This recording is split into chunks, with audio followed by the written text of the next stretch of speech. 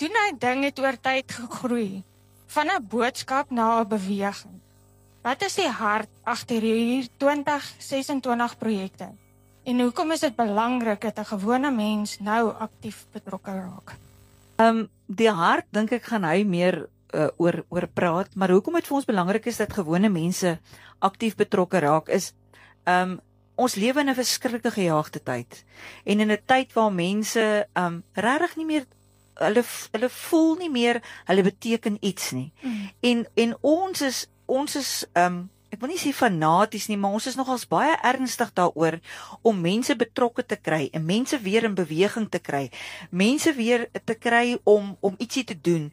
En dit bou op die ou einde jou innerlike, dit laat repressie wegval.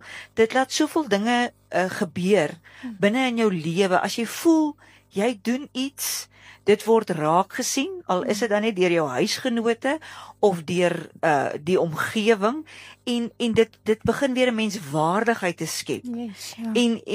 En ons wil graag hê gewone, ons gaan later daaroor praat ook, dat van ons projekte se name is ook dit en dit vir gewone mense.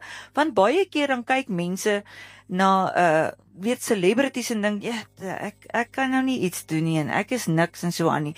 Maar ons wil jou help om juist dit wat God binne in jou geplaas het, te laat voorkom en te laat uitbou en dit te poleer, dat jy sal ervaar, ek het ook 'n deel en ek het ook 'n plek in die son en ek kan ook iets doen in die samelewing.